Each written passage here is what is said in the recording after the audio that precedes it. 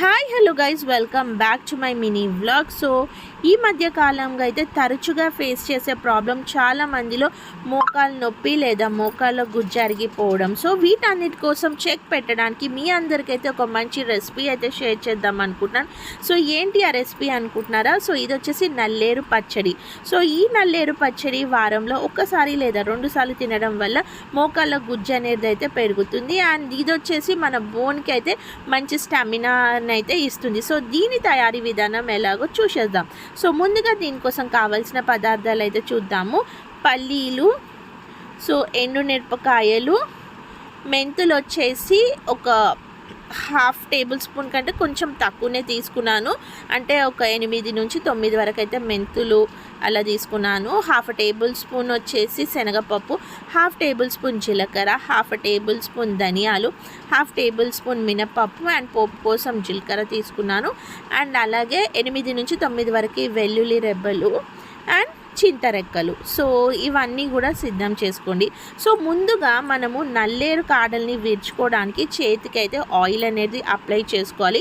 So ఈ oil ఎందుకు apply చేసుకోవాలంటే నల్లేరులో వచ్చేసి ముళ్ళులు ఉంటాయి, అది కుచ్చుకునే ఛాన్సెస్ కూడా ఉంటాయి. కాబట్టి వీలైతే గ్లౌజెస్ కూడా వేసుకొని ఇలా వీడియో క్లిప్పింగ్లో చూపించిన విధంగా ఈ నల్లేరుని అయితే ఇలా కట్ చేసుకొని అయితే పక్కన పెట్టుకోండి.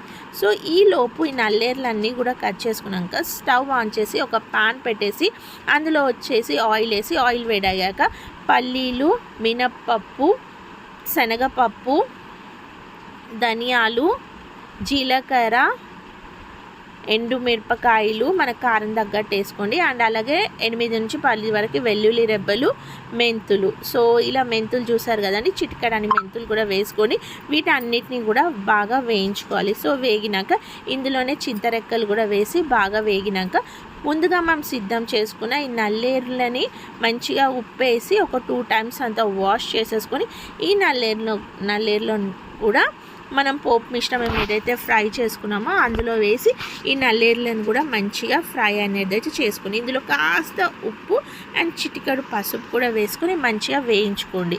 సో ఇలా వేయించిన దాన్ని వీలైతే మిక్సీ అన్న పట్టుకోండి, లేదు అనుకుంటే రోట్లో అయినా దంచుకోండి. సో రోట్లో దంచుకుంటే ఏంటంటే టేస్ట్ అనేది చాలా అంటే చాలా బాగుంటుంది.